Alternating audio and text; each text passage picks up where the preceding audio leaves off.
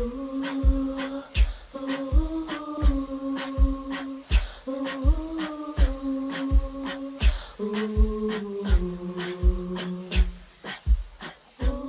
m'appelle Jérôme Bettencourt, je suis atteint de sclérose en plaques depuis un petit peu plus de 20 ans.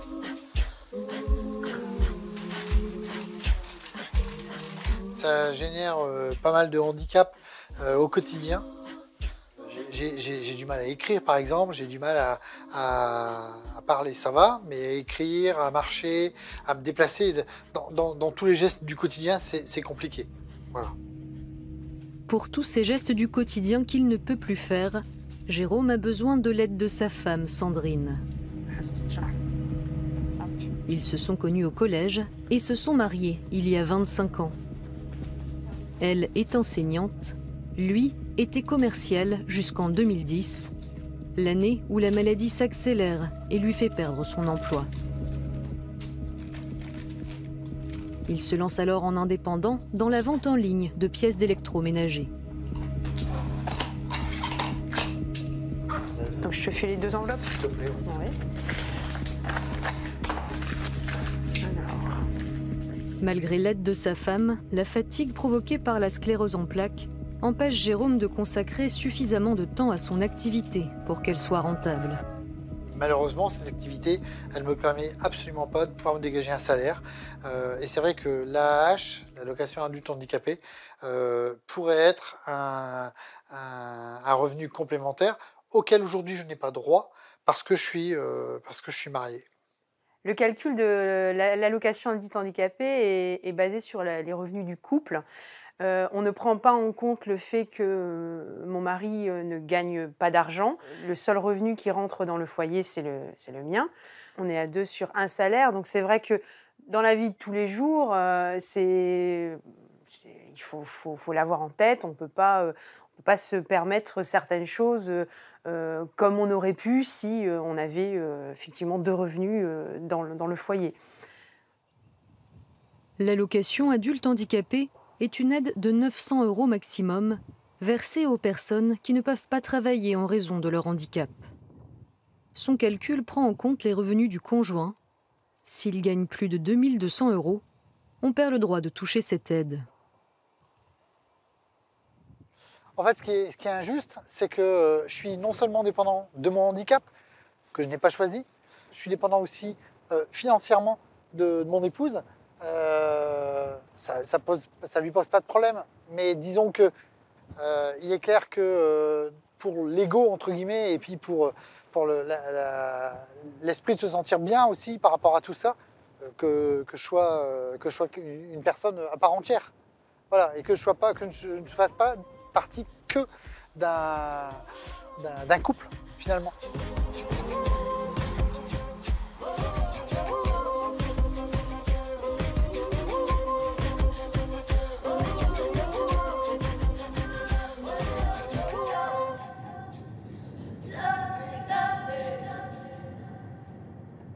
L'an dernier, Jérôme tombe par hasard sur une pétition en ligne. Une demande adressée au Sénat pour changer le mode de calcul de l'allocation adulte handicapé. Moi, je l'ai signé d'emblée et je l'ai partagé. Il y a eu beaucoup de témoignages sur les réseaux sociaux. Par exemple, Stéphanie, ma maladie m'a rendu handicapé et ce mode de calcul m'a enlevé toute autonomie financière. Ça provoque des crises conjugales. Fernando, mon épouse est handicapée à 80%. Faut-il que nous divorcions afin qu'elle ne perde pas son autonomie financière? Cécile, depuis que je suis marié, je vis exclusivement grâce au salaire de mon mari. Je me sens honteuse et prisonnière de cette situation. Antoine, je me suis retrouvé sans rien. Ma copine a commencé à me donner de l'argent pour les courses. Je ne pouvais plus vivre comme ça, dépendre d'elle complètement. J'ai donc décidé de partir. On a reçu beaucoup de témoignages. On a vraiment le sentiment d'une injustice et je crois qu'en tant que parlementaire, il est de notre rôle de se pencher sur ce sujet et de réagir face à ce qui me semble une vraie incompréhension, que ce soit pour nous mais également de la part des personnes concernées. Philippe Mouillet a suivi de près cette pétition sur l'allocation adulte handicapé. Le texte a été déposé sur une plateforme en ligne du Sénat. Un nouveau dispositif créé en 2020 pour permettre à n'importe quel citoyen d'y soumettre un projet. S'il recueille 100 000 signatures, le Sénat s'engage à s'emparer du sujet. J'ai le souvenir que toutes les semaines, on regardait l'évolution, hein, plus 2000, plus 3000, plus 4000. Et en quelques semaines, le chiffre de 70 000 a été dépassé. Très vite, le texte atteint le seuil nécessaire. Pour la première fois, une pétition va permettre l'inscription d'un texte à l'ordre du jour du Sénat. Philippe Mouillet est chargé de préparer son examen. Dans un premier temps, je suis dans une démarche d'audition de façon à se forger une opinion. Et lorsque je rédige mon rapport, je prends une position favorable à cette déconjugalisation de l'allocation adulte handicapé. Et à partir de là, eh bien, d'un rôle de rapporteur d'information finalement, je deviens un rapporteur mobilisateur avec une vraie volonté, c'est de faire en sorte que ce texte de loi soit voté pour que ça devienne quelques mois plus tard une vraie réalité.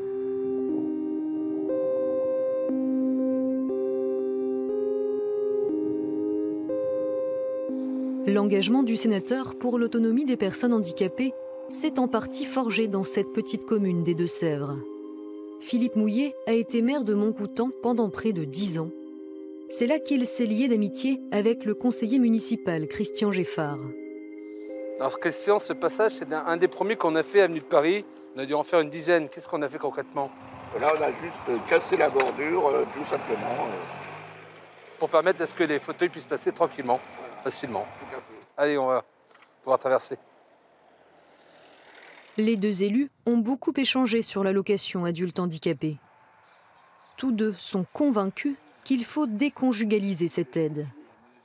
Aujourd'hui, ce calcul prend en considération les revenus de l'ensemble du foyer fiscal. Donc si vous êtes marié, on prend en considération les revenus de votre conjoint. Le texte que nous proposions modifie ces règles-là en tenant compte uniquement des revenus de la personne handicapée. Et voilà, c'est une modification notoire de façon à ce que cette personne soit beaucoup plus autonome et ne dépende pas des revenus de son conjoint. Je crois que je ne voulais pas autre chose avant les jeunes. Comment s'est passé le vote du Sénat sur la hache? Ben écoute, ce vote s'est plutôt bien passé.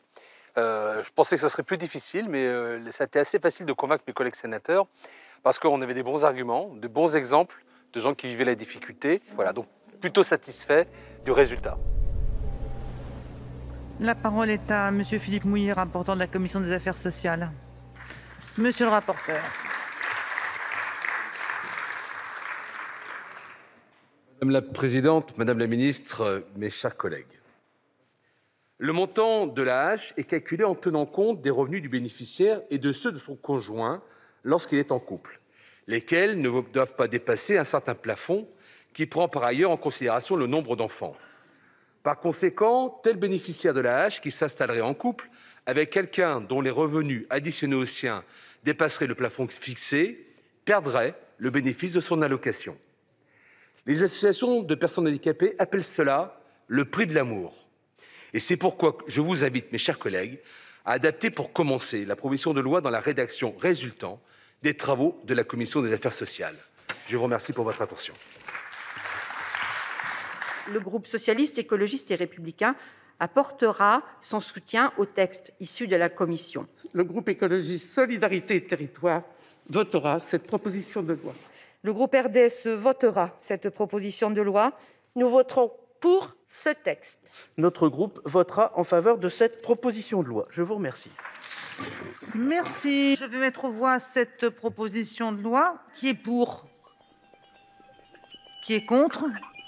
Qui s'abstient? Elle est donc adoptée, Madame la Présidente. Soutenu par la quasi-totalité des groupes politiques, le texte est adopté sans mal par le Sénat, contre l'avis du gouvernement. Depuis le départ, l'exécutif est opposé à la déconjugalisation de l'allocation adulte handicapé. Mais la partie n'est pas terminée. Le Sénat a chiffré le coût de la mesure à 560 millions d'euros. Une enveloppe largement sous-estimée aux yeux de Sophie Cluzel. La secrétaire d'État au handicap sait qu'elle n'a pas le beau rôle dans cette histoire. Mais elle est formelle. Si l'on remet en cause le calcul de cette aide, il faudra le faire pour tous les autres minima sociaux. En France, notre loi, notre contrat, notre pacte social est basé sur la solidarité conjugale. On se doit mutuellement de garantir l'un à l'autre la dignité, la vie et la communauté. Donc c'est ça la solidarité familiale. Et après, pour ceux qui ne sont pas justement en couple, il y a la solidarité nationale qui joue. Si on touche cette règle pour une allocation adulte handicapé, pourquoi pas pour le RSA, qui est aussi un minima social. Et là, l'enveloppe serait de plus de 9 milliards d'euros. Comment j'explique à une femme qui touche que le RSA, que demain elle se met en couple et justement cette fiscalité, elle continue à l'avoir et pas la personne en situation de handicap? C'est inexplicable.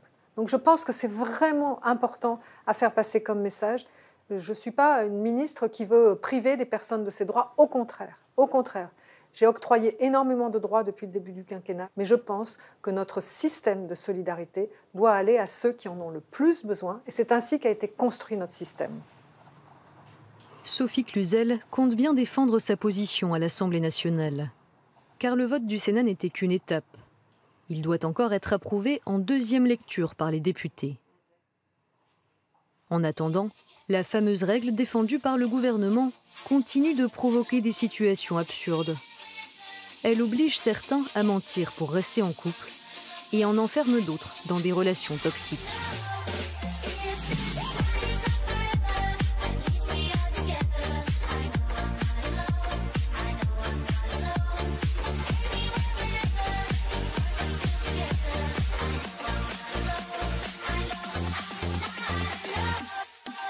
« 80% des femmes handicapées seraient victimes de violences physiques et psychologiques. Francie en a fait l'amère expérience.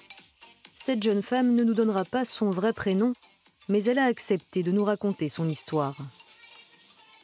J'ai 28 ans et j'ai ce qu'on appelle la maladie de Pompe, qui est une maladie neuromusculaire dégénérative. Et aujourd'hui, je suis en incapacité de travailler, puisque d'un jour à l'autre, c'est la grande loterie.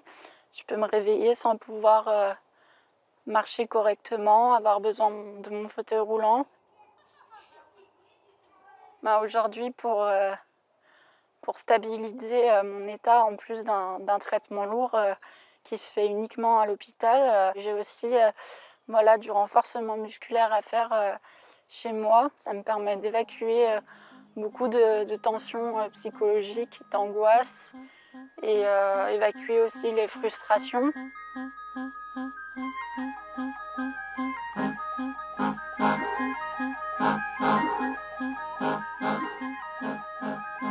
À 21 ans, j'ai rencontré le premier amour de ma vie, un amour un peu inespéré, parce que je pensais qu'avec ma pathologie et toutes ses conséquences, je ne pourrais jamais vraiment trouver l'amour. On s'est installés ensemble l'année d'après. Je savais que j'allais perdre en autonomie financière et que mon AH allait être moindre. Et ça a été une concession à faire et sur le coup, j'ai accepté parce que c'était l'amour et j'étais naïve.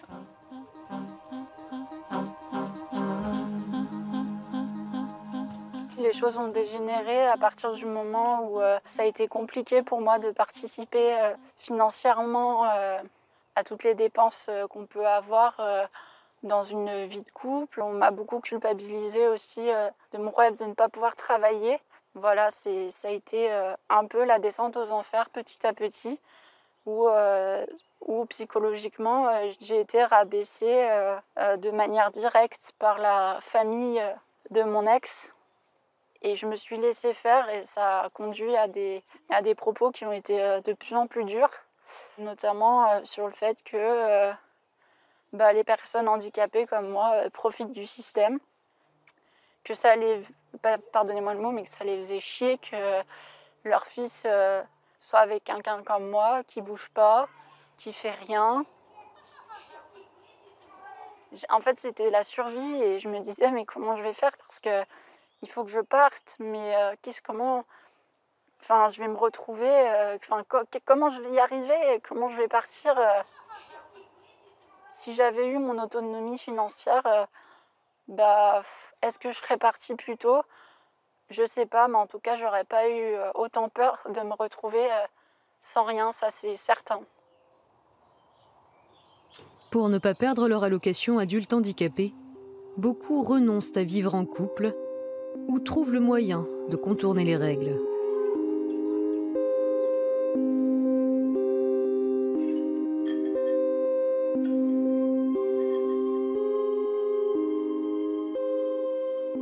Alors, je m'appelle Pascal, j'ai eu la polio en 1961 et je suis atteint des deux membres inférieurs et du membre supérieur gauche.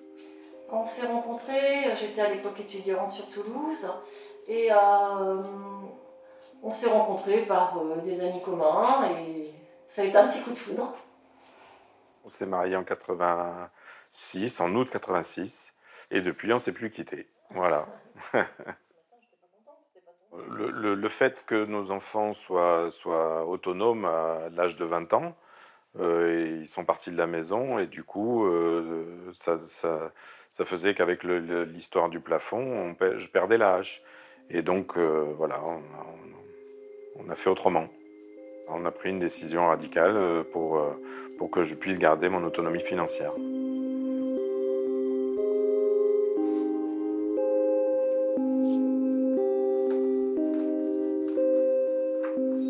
Ça, c'est l'acte de divorce qui a été prononcé par le tribunal de grande instance de Niort.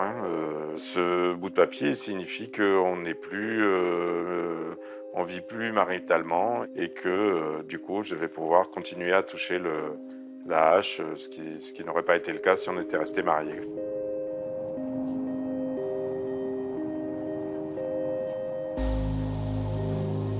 C'est une décision difficile à prendre parce que on s'aime toujours. Quand on se marie, c'est quand même important. C'est un engagement, c'est de l'amour. Voilà, on a été obligé de faire comme ça. Officiellement divorcé, Pascal n'est plus censé vivre avec sa femme. Il a donc loué un autre logement pour ne pas se faire repérer par la caisse des allocations familiales. Alors ici, c'est mon logement. Pour la CAF, il faut que le logement soit aménagé. Donc voilà, c'est un logement qui est complètement meublé, qui est complètement habitable. Il n'habite pas ici, mais c'est son adresse officielle. En gros, ça me coûte 250 € par mois et ça me permet quand même d'avoir les 900 € de la hache. Donc c'est un calcul financier, certes, mais c'est surtout pour avoir mon autonomie à moi, ma capacité financière à pouvoir offrir un cadeau à ma compagne, à pouvoir boire un café si j'en ai envie, sans demander à personne. Pour moi, c'est pas de la fraude, c'est juste s'adapter à la situation.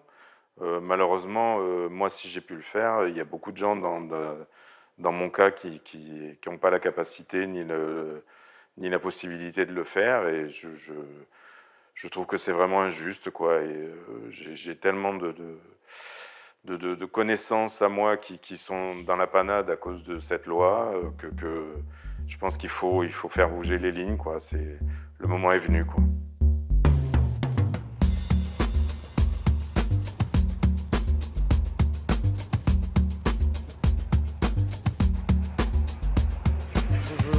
À l'origine de la proposition de loi pour changer le mode de calcul de l'allocation adulte handicapé, il y a la députée Jeannine Dubié. Philippe Mouiller la reçoit aujourd'hui au Sénat. Ensemble, ils préparent le retour du texte à l'Assemblée nationale. En deuxième lecture, le gouvernement sera cette fois en position de force, dans un hémicycle largement dominé par La République en marche. Il faudra des arguments solides pour faire voter leur texte. La proposition de loi portant diverses mesures de justice sociale vient justement remettre en cause le cœur de nos principes de solidarité et de redistribution. Je souhaite le rappeler, car je pense que c'est fondamental, le fait que la solidarité nationale s'appuie sur la solidarité familiale pour adapter son soutien aux personnes précaires constitue la base même de notre système socio-fiscal. Alors, on a vraiment le déroulé de tous les arguments qui sont défavorables à la PPL. Non, mais c'est sûr. Mais en plus, elle a doublement tort parce que elle confond aide sociale et protection sociale. L'AAH, c'est dans le code de la sécurité sociale, c'est pas dans le code de l'aide sociale. Et quand elle renvoie à la solidarité familiale, c'est des principes de l'aide sociale. Donc son truc, ça tient pas. Voilà. Pour les personnes à faible ressource. L'idée, c'est de trancher sur la définition de cette allocation. Est-ce qu'on est dans une situation d'un minima social, auquel cas on peut comprendre les arguments de la secrétaire d'État, ou alors est-ce qu'on est dans une forme de compensation financière liée finalement à un revenu que vous ne pouvez pas percevoir, étant donné que vous êtes très éloigné de l'emploi ou dans la capacité d'avoir un emploi. Et une fois qu'on a tranché cela, eh bien, ça veut dire qu'il est normal, dans cette définition, que l'on prenne en compte uniquement la situation de la personne et non pas les revenus de l'ensemble de son foyer fiscal.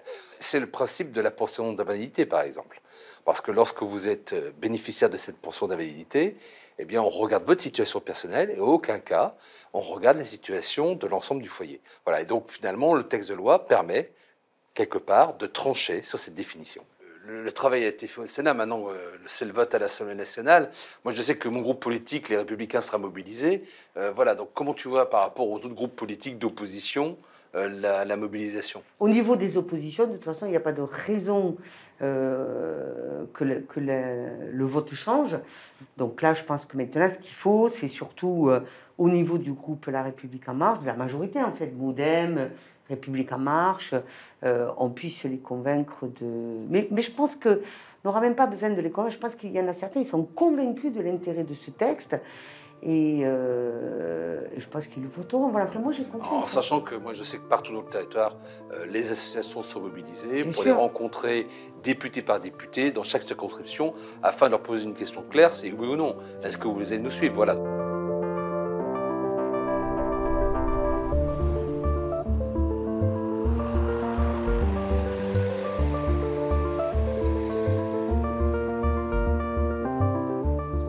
Nous retrouvons Francie près de Grenoble. Bonjour, c'est moi. Enchantée de te rencontrer enfin. Bah oui, depuis tout le temps. Bah oui, depuis tous ces échanges. Ça va faire bon voyage. Ouais, ça va. Francie et Kevin font partie d'un même groupe, né sur les réseaux sociaux. Leur équipe tente de coordonner la multitude d'initiatives individuelles pour créer un mouvement plus structuré, avec une méthode, le lobbying citoyen. Est-ce que du coup tout le monde a le fichier, c'est tout bon? Ouais, moi je l'ai ouvert. Alors du coup, grâce au travail de Martine notamment, j'ai pu retrouver donc dans la liste des députés actuels ceux qui étaient favorables et qui soutenaient un petit peu cette déconjugalisation, cette PPL. Et c'est vrai que bon, on a une majorité de députés parti socialiste, voilà, gauche démocratique et républicaine, aussi pas mal, la France insoumise également. Et puis, je pense que c'est intéressant de noter aussi que au sein de la République En Marche, on a quand même on en a 11 sur 268 qui sont voilà qui nous soutiennent. Voilà, donc là maintenant, ça va être à nous un petit peu de les contacter et bien sûr contacter aussi en priorité les députés qui sont à la commission des affaires sociales. Donc l'idée, c'est très simple, c'est d'aller contacter en nom propre, individuellement, les députés de notre circonscription pour connaître leur position, est-ce qu'ils seront favorables ou non. Est-ce qu'on a des chances que ça passe? On ne sait pas, on l'espère évidemment. Mais il faut mobiliser, il faut que toutes les associations, les citoyens soient derrière pour que le 17 juin, ça mette la pression à ceux qui seraient réfractaires encore à cette loi qui paraît aujourd'hui être une question de bon sens. Pour convaincre les députés, ils ont créé un site internet où chacun est invité à raconter son histoire. Du coup, là, ce matin, je vais publier le témoignage de Michel. Donc, si je témoigne, c'est que depuis fin 2015, je suis atteinte d'un cancer du sein d'emblée métastatique, donc pas guérissable. Alors, ce que je trouve très touchant, c'est la fin, là. J'espère vivement que nos députés sauront rétablir les choses afin que nous ne terminions pas notre vie déjà écourtée par la maladie. Parce que ça, c'est pareil, il faudrait qu'on remette le tag urgence. Oui. Cette femme-là, avec ses cancers évolutifs, elle en a probablement pas pour plusieurs années, quoi. L'urgence, c'est aussi celle de Francie. Elle voudrait vivre avec son compagnon, mais plus question pour elle de perdre son autonomie financière. J'ai une atteinte neurologique et musculaire qui fait que voilà, je sais que plus le temps passe et plus je vais perdre en autonomie. Donc pour moi, la situation, elle urge parce que pour moi, le temps, c'est pas de l'argent, mais pour moi, le temps, c'est de la vie. Moi, aujourd'hui, voilà, j'ai rencontré l'amour, j'ai rencontré quelqu'un de formidable qui est là au quotidien, qui est là pour les douleurs physiques et pour les douleurs psychologiques. J'aimerais pouvoir, le jour de mon mariage, pouvoir marcher et au moins danser un tout petit peu pour profiter de cette journée. Ce serait le plus beau jour de ma vie, de pouvoir officialiser avec l'homme avec qui je partage tant de choses, mais pas encore la vie de couple, quoi.